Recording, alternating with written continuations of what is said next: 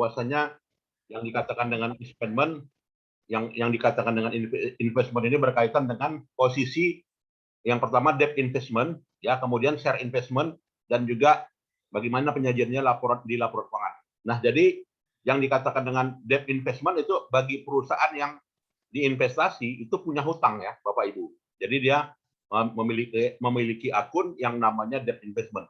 Akan tetapi kalau perusahaan yang menginvestasikan, maka dia akan memiliki investasi yang disajikan di laporan keuangannya yang bernama share investment. Nah, itu dikatakan dengan debt investment dan share investment, Bapak Ibu. Dan berkaitan dengan debt investment ini, ya itu tadi, ya, berkaitan dengan kebutuhan perusahaan, ya, terhadap uang kas, gitu ya. Dan juga berkaitan dengan laba, gitu ya, dan juga posisi strategi. Nah, jadi latar belakangnya hal itu. Nah, kenapa perusahaan itu melakukan investasi? Ya, ini banyak ini sekarang, ya. Perusahaan menginvestasikan pada surat berharga, ya. Perusahaan menginvestasikan pada perusahaan A, perusahaan menginvestasikan pada perusahaan B. Nah, itu semuanya adalah investment, Bapak Ibu, ya. Nah, kenapa perusahaan itu melakukan investment? Disebabkan karena ada apa, ya, kebutuhan kas. Nah, itu tadi. Jadi kebutuhan kas yang melandasinya. Dan debt investment ini terkait dengan kegiatannya berupa pembelian, ya. Apakah dia bentuknya akuisisi, ya, apakah bentuknya ingin mendapatkan pendapatan, yaitu pendapatan bunga, atau merasakan hasil penjualan, ya. Nah, pencatatannya itu akan dicatat termasuk komisi di dalamnya. Nah, jadi di debit debt investment, di debit kreditnya cash, ya.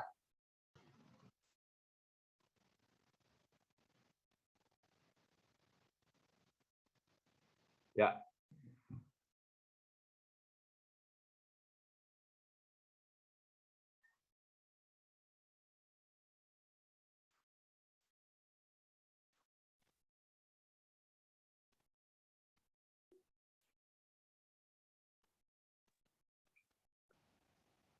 Ya, dihitung bunganya. Jadi motivasinya adalah ingin mendapatkan pendapatan bunga. Jadi kalau dia mendapatkan pendapatan bunga, itu di jurnal, ya, oleh perusahaan yang namanya piutang bunga dan di debit pendapatan bunga, Bapak Ibu, ya.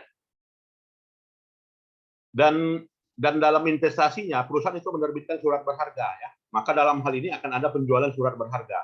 Jadi penjualan surat berharga di sini berupa, ya, kredit investasi, ya, bagi perusahaan itu dia beli surat berharga perusahaan lain sebagai investasi, gitu ya. Dan perusahaan lain yang memiliki surat berharga yang dibeli itu merupakan hutang, ya, yang namanya bond di sini. Nah, jadi di situ pencatatan bond itu akan di debit, ya, di jurnal debitnya kas, kemudian kreditnya debt investment, kemudian dalam penjualan investasi tersebut apakah melebihi atau juga melebihi nilai investasinya, maka akan menimbulkan yang namanya gain, ya, keuntungan yang namanya gain on investment, gitu ya. Ya, kemudian juga debt investment. Ya, jadi debt investment ini hutang investasi. Jadi hutang investasi berkaitan dengan hal itu dicatat interest receivable dan kreditnya interest revenue, gitu ya, Bapak Ibu.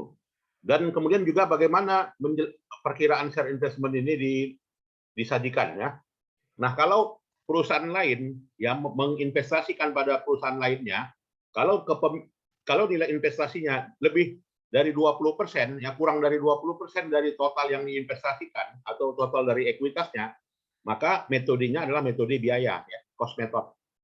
Kalau berkisar antara 20 sampai dengan 50% dari nilai investasinya, maka dikatakan dengan metode equity, ya. Kalau lebih dari 50% dikatakan dengan metode konsolidasi, ya, Bapak Ibu. Nah, ini kita lihat, ya, kalau misalkan, ya, perusahaan lain, ya, perusahaan investasi membeli, ya, dikatakan dengan konsolidasi, ya, anak perusahaan.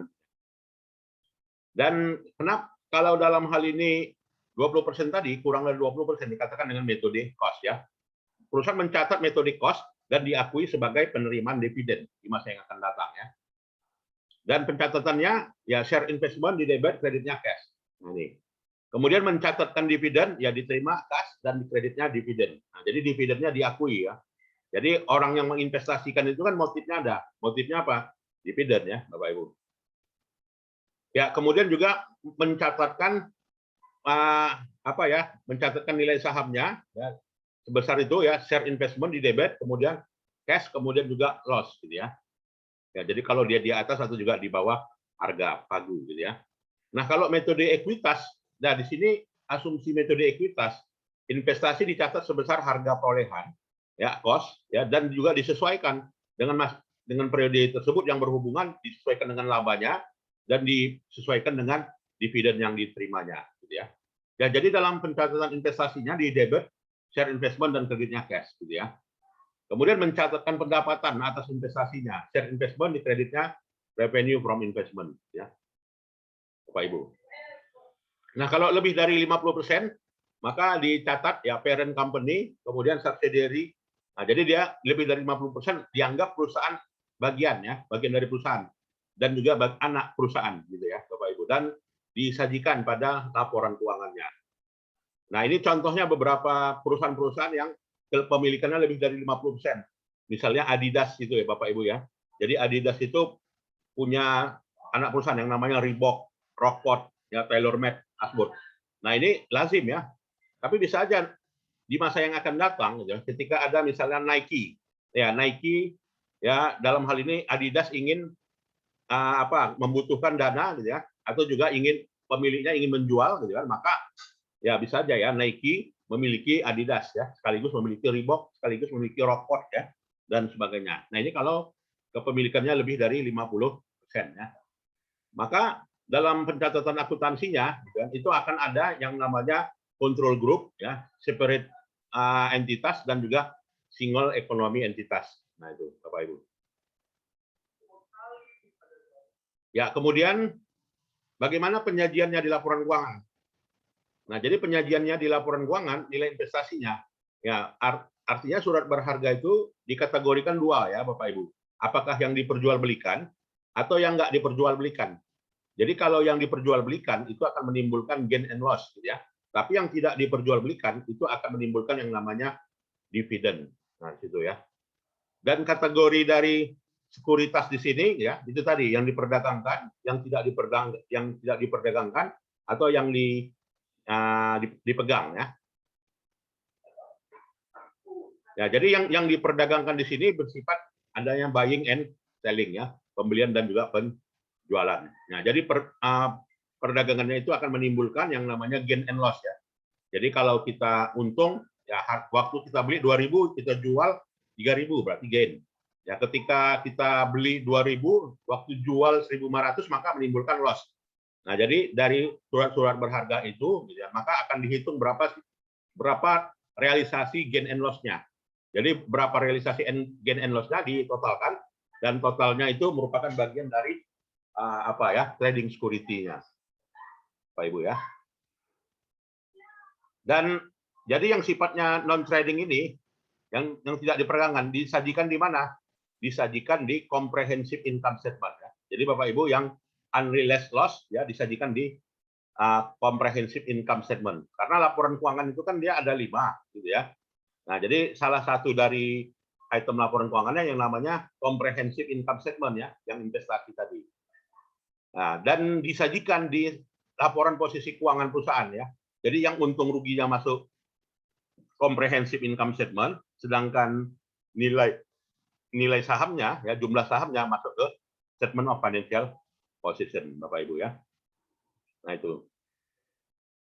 Nah, itulah yang saya kira yang penting ya, yang berkaitan dengan investasi ya, yang dikatakan dengan investasi ini. Jadi secara standar internasional, Bapak Ibu diakui ya, secara internasional, dunia internasional mengakui yang namanya investasi tersebut, gitu ya. Investasi antar perusahaan disebutnya ya. Nah, mungkin ada yang mau kita diskusikan, Bapak Ibu? Silakan. Ya, cukup jelas ya.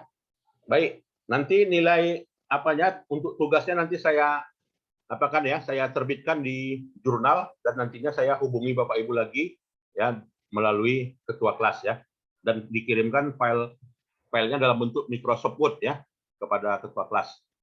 Ya, saya kira itu sajalah ya perkuliahan kita yang terakhir ini. Jadi nilai UAS-nya sudah ada ya, tinggal ya jurnalnya itu kita terbitkan ya Bapak